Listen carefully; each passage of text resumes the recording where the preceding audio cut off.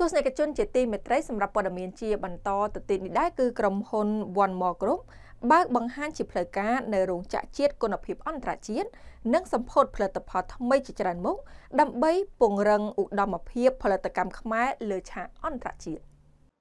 ក្រុមហ៊ុន One More Group បានរៀបចំកម្មវិធីទស្សនកិច្ចដ៏ធំមួយក្រោមប្រធានបទរោងចក្រជាតិគុណភាពអន្តរជាតិដើម្បីបើកបង្ហាញជាផ្លូវការនៅរោងចក្រផលិតទឹកពិសាវីតលនិងរោងចក្រផលិតមីជាតិដែលជាសមិទ្ធផលមោទនភាពជាតិខ្មែរ 100%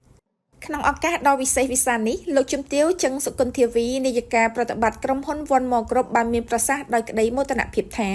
ការបើកទ្វាររោងចក្រជាតិរបស់យើងនៅថ្ងៃនេះគឺជាសក្ខីភាពបញ្ជាក់ពីសមត្ថភាពរបស់កូនខ្មែរក្នុងការបង្កើតផលិតផលដែលមានគុណភាពកម្រិតសកល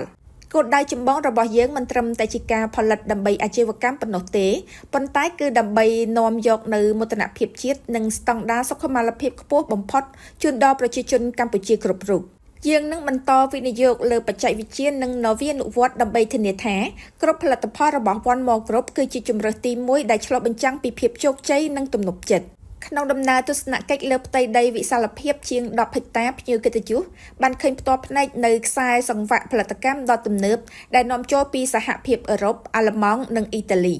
រោងចក្រផលិតទឹកពិសាបរិសុទ្ធបានបង្ហាញពីភាពសម្រិតសម្រាំងតាមរយៈប្រព័ន្ធចម្រោះ12ដំណាក់កាលធានាបាននូវភាពបរិសុទ្ធនិងគុណភាពខ្ពស់បំផុតការទទួលស្គាល់កម្រិតពិភពលោកទទួលបានវិញ្ញាបនបត្រស្តង់ដារ NFF ពីសហរដ្ឋអាមេរិកនិងសហភាពអឺរ៉ុបព្រមទាំងស្តង់ដារ ISO និងមេដាយមាស Monselation ជាច្រើនឆ្នាំបន្តបន្ទាប់ស្របជាមួយគ្នានេះក្រុមហ៊ុនបានបើកបង្ហាញនៅផលិតផលថ្មីៗជាច្រើនដែលកំពុងមានវត្តមានលើទីផ្សាររួមមានមីជាតិកំប៉ុងរសជាតិឈ្ងុយឆ្ងាញ់និងភាពងាយស្រួលសម្រាប់ការរស់នៅបែបសម័យថ្មីគ្រឿងទេស One More រួមមានប្រេងខ្យងទឹកម្ទេសនិងម្សៅស៊ុបមាន់ម្សៅស៊ុបសាច់ជ្រូកនិងម្សៅស៊ុបបន្លែដែលផលិតយ៉ាងសម្រិតសម្រាំងសម្រាប់រសជាតិផ្ទះបាយខ្មែរអាហារសម្រន់នំកញ្ចប់មីចេកចុបដែលផ្ដល់នូវរសជាតិប្លែកនិងអនាម័យខ្ពស់